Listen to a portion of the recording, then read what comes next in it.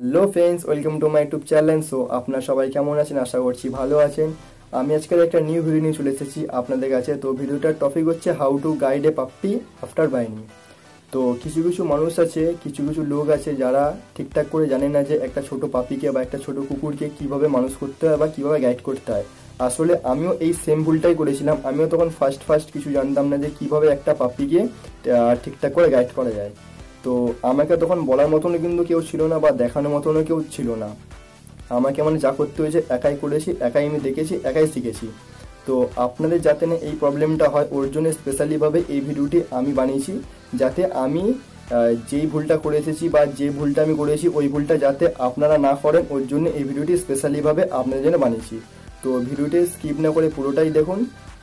আর একটা কথা বলে দিই, ভিডিওটা যদি ভালো লাগে তাহলে প্লিজ একটা লাইকও বন্ধ করে দেবেন।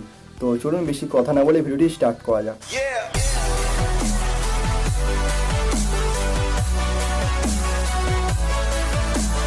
সো আমি যখন এই কুকুরটি কিনেছিলাম তখন আমিও সত্যি তখন জানতাম না যে কীভাবে একে গাইড করা যায় বা কিভাবে একে মেনটেন্স করতে হয়। তো আমি ফার্স্ট দিন একে কিনে নিয়ে এসে আমি একে লিকুইড দুধ খাওয়িয়েছিলাম। তো ওই লিকুইড দুধ খাওয়ানোর ফলে এর কিন্তু 3 দিন পর্যন্ত এর পেটটা খারাপ ছিল। তো আমি রিকমেন্ড করব যে যাতে ওই দুধ এদেরকে না খাওয়ানো হয়। আর আমি একটা জিনিস আমি বলে দিচ্ছি যে তাহলে আপনারা খাওয়াবেন কি, তাই তো? আর তার জন্য আমি একটা কথা বলছি যে আপনারা কুকুরটি যেখান থেকে কিনেছেন বা ধরুন যে কোনো মার্কেট থেকে কিনেছেন বা কোনো বন্ধুর থেকে কিনেছেন, তো তাদেরকে একবার হলেও জিজ্ঞাসা করে নেবেন যে তারা কি খাওয়াতো বা কুকুরটি কি খায়। তো আপনার হয়তো 2-4 দিন একটু প্রবলেম হবে, তারপর থেকে আস্তে আস্তে যখন কুকুরটি বড় হতে থাকবে তখন দেখবেন যে সব কিছুই খেয়ে নিচ্ছে ঘরে খাবার। তো তারপর আমি বলে দিচ্ছি, আপনারা যখন একটা কুকুর কিনবেন তো কুকুরটাকে কেনার পরেই কিন্তু অবশ্যই ডক্টরকে দেখাতে হবে। কারণ আপনারা খালি চোখে হয়তো কিছু বুঝতে পারবেন না যে কুকুরটার ভেতরে কি হচ্ছে বা কুকুরটার ভেতরে কন্ডিশন কেমন আছে। তো তার জন্য অবশ্যই আমি রিকমেন্ড করবো যে ডক্টরকে দেখাতে হবে। তো ডক্টরকে দেখানোর বেনিফিট হচ্ছে, যদি কুকুরটার ভেতরে কোনো প্রবলেম হয়ে থাকে তাহলে কিন্তু আপনারা তখনই বুঝতে পারবেন।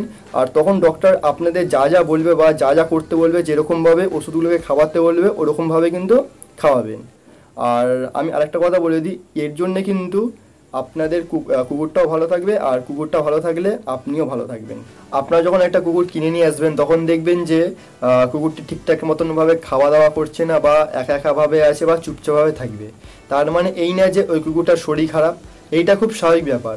কারণ একটা কুকুর যখন ফার্স্ট অন্য জায়গাতে আসবে বা নতুন জায়গাতে যাবে তখন 2-1 দিন একটু ওয়েট করতে হবে, 2-1 দিন দেখুন।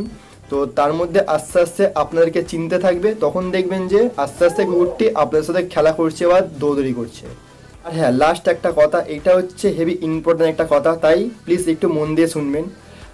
আপনারা প্রথম দিন থেকেই এই জিনিসটাকে একটু খেয়াল করবেন যেন কুকুরটিকে বেশি চটকাচটকি বা বেশি ঘাটা না হয়। কারণ কিছু কিছু মানুষ আছে, কিছু কিছু লোক আছে, তারা জানে না যে এটার কারণে কি হয়, না জেনেই খুব চটকাচটকি করে, খুব ঘাটাঘাটি করে। তো আপনারা হয়তো জানেন না যে বেশি চটকাচটকি করলে বা বেশি হাত দিয়ে ধরলে কি হয়। তো আমি এই ভিডিওতে বলে দিচ্ছি যে বেশি চটকাচটকি করলে কিন্তু ছোট পাপ্পি যে থাকে, যে ছোট কুকুরগুলো থাকে, তাদের কিন্তু লোম উঠে যাওয়ার সম্ভাবনা 100-এর মধ্যে 100%ই থাকে।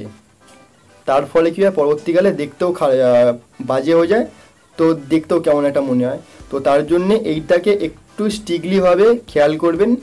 সো আমি আশা করছি এই ভিডিওটা আপনাদের ভালো লেগেছে। আর ভিডিওটা যদি আপনাদের ভালো লেগে থাকে তাহলে প্লিজ একটা লাইক করে দেবেন, একটা কমেন্ট করে দেবেন। আর আমি আবারও বলছি, আমার চ্যানেলে যদি আপনারা নতুন এসে থাকেন বা নতুন হয়ে থাকেন তাহলে প্লিজ সাবস্ক্রাইব করে পাশের বেল আইকনে ট্যাপ করে অলে ট্যাপ করে দিন, যাতে আমার ভিডিও সবার আগে আপনার কাছে পৌঁছে যায়। আর আজকের এতটাই, আবার দেখা হবে নেক্সট ভিডিওতে। ততক্ষণের জন্য চলো টাটা।